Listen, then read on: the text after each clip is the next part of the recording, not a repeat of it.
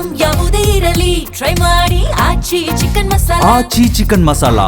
ಬಡಾವಣೆಯಲ್ಲಿ ವಾಸಿಸುವ ಜನರು ಬಡವರು, ಒಂದೊತ್ತಿನ ಕೂಲಿ ಕೆಲಸ ಮಾಡದಿದ್ರೆ ಊಟಕ್ಕೂ ಸಹ ಪರದಾಡುವಂಥ ಜನರು. ಮನೆ ಇಲ್ಲದ ಬಡ ಜನರಿಗೆ ಸರ್ಕಾರ ನಿವೇಶನ ಏನೋ ಕೊಟ್ಟಿದೆ. ಆದರೆ ನಿವೇಶನ ನೀಡಿ 15 ವರ್ಷ ಕಳೆದರೂ ಸಹ ಮೂಲ ಸೌಕರ್ಯ ಕಲ್ಪಿಸಿಲ್ಲ. ಇದರಿಂದ ಬಡಾವಣೆಯ ಜನರು ನಿತ್ಯ ನರಕ ಯಾತನೆ ಅನುಭವಿಸುತ್ತಿದ್ದಾರೆ. ಅದರ ಒಂದು ವರದಿ ನಿಮ್ಮ ಮುಂದೆ.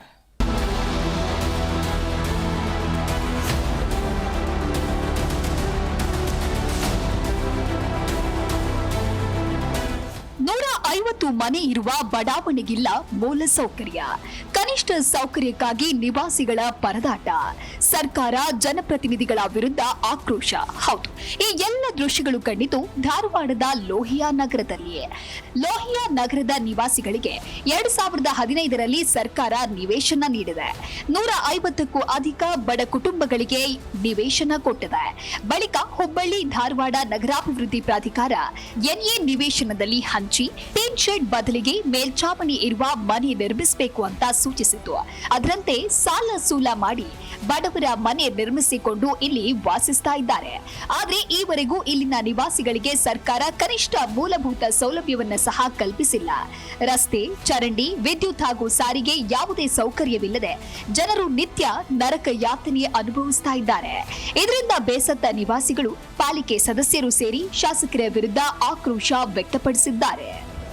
2015ರಿಂದ ನಮಗೆ ಹುಡಾದಿಂದ ಇಲ್ಲಿ ಪ್ಲಾಟ್ಗಳು ಅಲಾಟ್ಮೆಂಟ್ ಆಗಿದ್ದಾವೆ. ಅವಾಗ ನಾವು ಸ್ಲ್ಯಾಬ್ ಮನೆಯನ್ನು ಕಟ್ಟಿಸ್ಬೇಕಂತ ಹೇಳಿ ಸರ್ಕಾರದಿಂದ ಆದೇಶ ಮಾಡಿದಕ್ಕೆ ನಾವು ಲೋನ್ ತೊಗೊಂಡು ಸಾಲ ಮಾಡಿ ಕಟ್ಟಿಸ್ಕೊಂಡು ಇಲ್ಲಿ ಜೀವನ ಮಾಡಾಕತ್ತು ಒಂದು 10-15 ವರ್ಷ ಆಯ್ತು ಸರ್.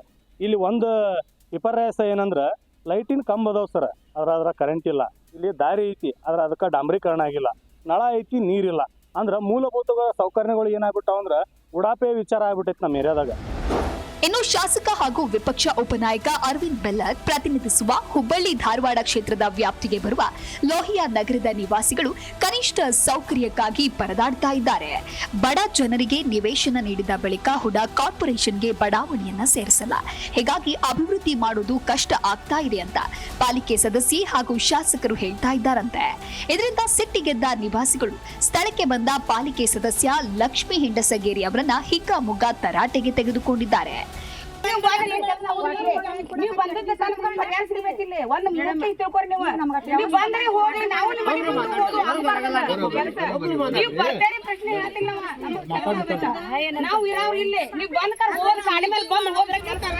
ಮಿನಿಮಮ್ ಇಲ್ಲಿ 12 ವರ್ಷದಿಂದ ಜೀವನ ಮಾಡತ್ತೀವಿ ಇಲ್ಲಿ.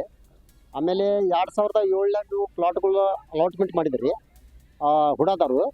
ನಮಗೆ ಏನಂದ್ರೆ ಮನೆ ಕಟ್ಕೋರಿ ಪರ್ಮಿಷನ್ ತಗೋಸ್ಕೊಂಡು ಮನೆ ಕಟ್ಕೊಂಡು ನಾವು ಬ್ಯಾಂಕ್ ಲೋನ್ ಮಾಡಿ ಸಾಲ ಮಾಡಿ ಇದಕ್ಕೆ ನಾವು ಮನೆ ಕಟ್ಕೊಂಡ್ರಿ. ಪರ್ಮಿಷನ್ RCC ಮನಿನ ಕಟ್ಬೇಕಂತಂದ್ರೆ ಅವಾಗಲಿಂದ ನಾವು ಕೊಂಡ ನೀರು ತಂದು ಮನೆ ಕಟ್ಕೊಂಡ್ರಿ. ಅವಾಗ ನೀರಿನ ಸೌಲಭ್ಯ ಇದ್ದಿಲ್ಲ ಇಲ್ಲಿ. ನಾವು ಟ್ಯಾಂಕರ್ಲಿಂದ ನೀರು ತಂದು ನಮಗೆ ಸೌಲಭ್ಯ ಮಾಡಿ ನಾವು ಮನೆ ಕಟ್ಕೊಂಡ್ರಿ. ಅವಾಗಲಿಂದ ಮಟ್ಟ ಇವತ್ತಿನ ಮಟ್ಟನು ಇಲ್ಲಿ ದೊಡ್ಡ ದೊಡ್ಡ ಹಾವು ಅಡ್ಡಾಡ್ತಾವ್ರಿ, ಕಂಟಿ ಅದಾವ್ರಿ. ಆಮೇಲೆ ಇಲ್ಲಿ ಸಣ್ಣ ಮಕ್ಕಳಿಗೆ ತೊಗೊಂಡು ಅಡ್ಡಾಡ್ಬೇಕಂದ್ರೆ ದೊಡ್ಡ ದೊಡ್ಡ ಹಾವು ಚೋಳ್ನಾಗ ನಾವು ಕರ್ಕೊಂಡು ಅಡ್ಡಾಡ್ಬೇಕ್ರಿ. ಬೀದಿ ಲೈಟ್ ಅಂಕ್ಯಾರ ಒಂದು ಹಾಕ್ಸಿಲ್ಲ. ಆಮ್ಯಾಗ ಹಾಕಿದ್ರು 1 ದಿನ 2 ದಿನ ಹತ್ತಾವ, ಆಮ್ಯಾಗ ಮುಚ್ಚಿಬಿಡ್ತಾವ. ಒಟ್ಟಾರೆ ಸ್ವಾತಂತ್ರ್ಯ ಸಿಕ್ಕು 7.5 ದಶಕ ಕಳೆದ್ರೂ ಮೂಲ ಸೌಕರ್ಯಕ್ಕಾಗಿ ಜನರು ಪರದಾಡ್ತಾ ಇದ್ದಾರೆ. ಈಗಲಾದ್ರೂ ಅಧಿಕಾರಿಗಳು, ಜನಪ್ರತಿನಿಧಿಗಳು ಎಚ್ಚೆತ್ತು ಮೂಲ ಸೌಕರ್ಯ ಒದಗಿಸಬೇಕು ಅನ್ನೋದು ನಮ್ಮ ಕಳಕಳಿಯಾಗಿದೆ. ವಿಠಲ್ ಕರಡಿಗುಡ್ಡ, ಜೀ ಕನ್ನಡ ನ್ಯೂಸ್, ಧಾರವಾಡ.